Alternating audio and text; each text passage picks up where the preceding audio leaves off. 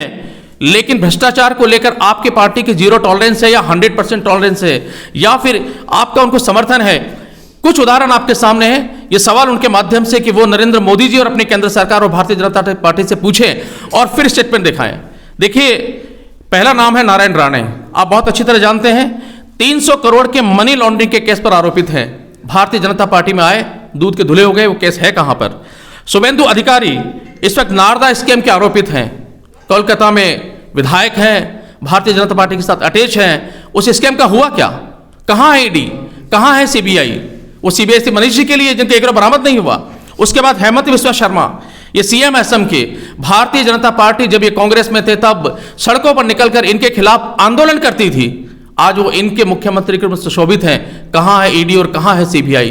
क्यों नहीं उनकी जांच करती? क्यों नहीं उनके घरों पर जाकर छापे मारती?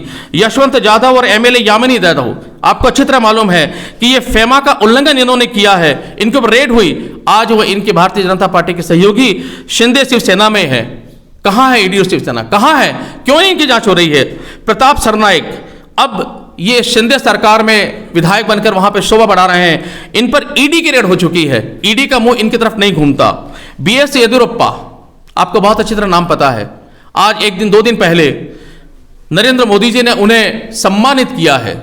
कर्नाटक के यही भारतीय जनता पार्टी है जिनका शीर्ष नेतृत्व कभी उन्हें भ्रष्टों का नेता बताया करता था। उनके ऊपर बाकायदा हाउसिंग प्रोजेक्ट में घूसखोरी के आरोप हैं और कहा जाता है कि कर्नाटक में जितना अथाह पैसा उन्होंने इकट्ठा किया उतना किसी ने नहीं किया। लेकिन भारतीय जनता पार्टी की वॉशिंग मशीन में आते ही वो दूध के धुले हो गए और कोई आरोप इन पर नहीं है, कोई जांच इनके ऊपर नहीं है। हमें आश्चर्य होता है कि जिस ईडी, सीबीआई और इनकम टैक्स का मुंह अडानी की तरफ होना चाहिए था, इन नेताओं की तरफ होना चाहिए था, उन नेताओं की तरफ जाने के बजाय उसका मुंह मोड़ा गया मनीष सिसोदिया जी की तरफ।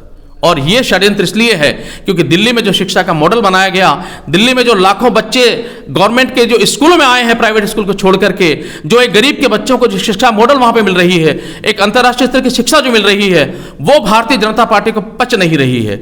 वो शिक्षा का मॉडल दे नहीं सकते, शिक्षा को अच्छी तरह ला नहीं सकते। उनकी कोशिश ये है कि चूंकि हम कर नहीं सकते तो जिसने किया है उसको खत्म कर दिया जाए।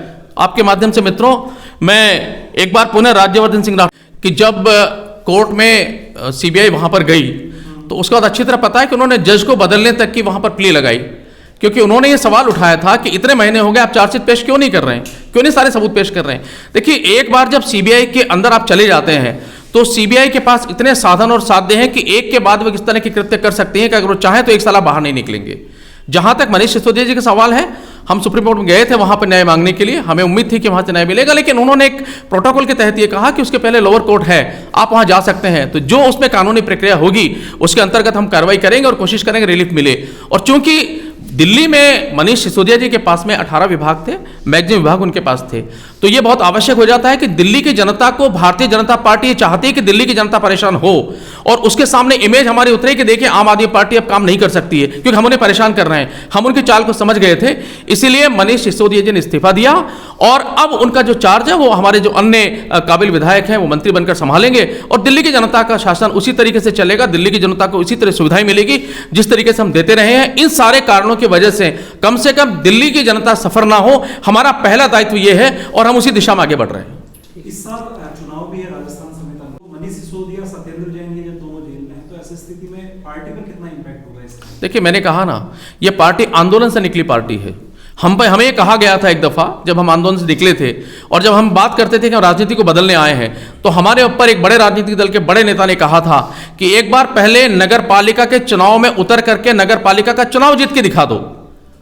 तो मजबूरी हमने कहा कि अच्छा, ये इसी परिभाषा को समझेंगे। और हमारा एक हमने कहा ना, हमारे साथ युवा है, हम सड़क पर उतरकर आंदोलन से निकले आम जन है, हमारे पास कोई बड़े बड़े नेता नहीं है, हम तो वहीं से निकले हैं, जनता के प्यार आशीर्वाद से हम आगे निकले हैं।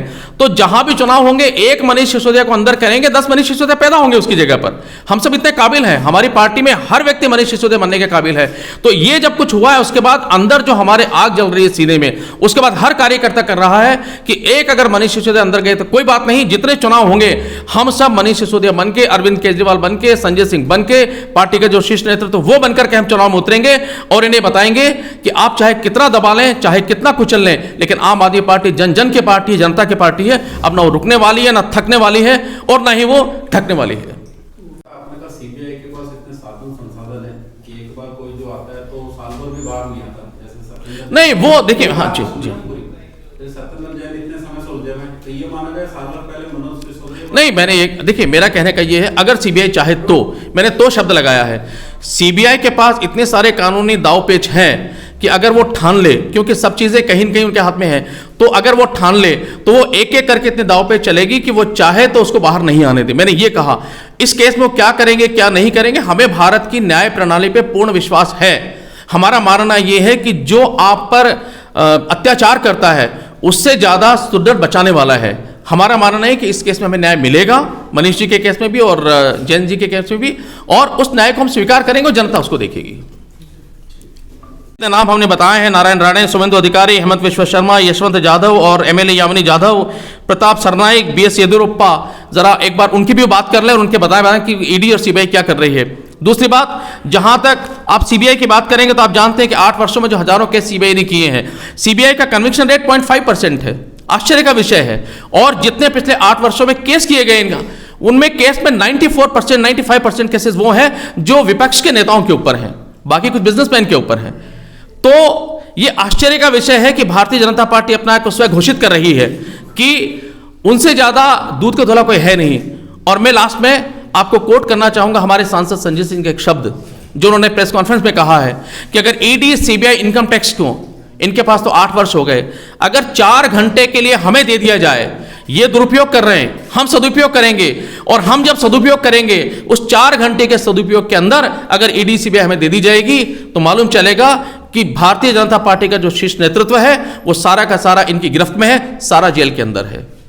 उनके कारण में बाहर आएंगे, जब वक्त आएगा तो सब कुछ बाहर आएगा। इसलिए भारतीय जनता पार्टी के जो प्रदेश के लीडर हैं, उनका डर आम आदमी पार्टी के प्रति हम समझते हैं। आज उन्हें मौका मिला नंबर बढ़ाने का, तो महात्मा गांधी का नाम लेकर हम पर अटैक कर रहे हैं। लेकिन हमारा उनसे फिर कहना है कि राज्य के शासन और विकास के लिए प्रधानमंत्री जी के दरवाजे तक अगर जाने की हिम्मत रख सकते हैं तो वहां जाइए, वहां जाकर आंदोलन कीजिए, अपनी आवाज उठाइए। भारतीय जनता पार्टी या कांग्रेस के अंदर अगर हमारा डर है, राजस्थान में हमारे जिस तरीके से लोगों में उत्साह हमारे प्रति बढ़ रहा है, जिस तरीके से हम सड़कों पर उतर रहे, लोग हमारे साथ जुड़ रहे हैं, अगर वो डर आपके अंदर है और वो डर आपके बयानों से झलकता है, तो आपके बयानों से डर कम होने वाला नहीं है। आम आदमी पूरी ताकत से, केंद्र सरकार हो, राज्य सरकार हो, भारतीय जनता पार्टी लड़ेगी, सड़कों पर उतरेगी, न्याय के लिए उतरेगी।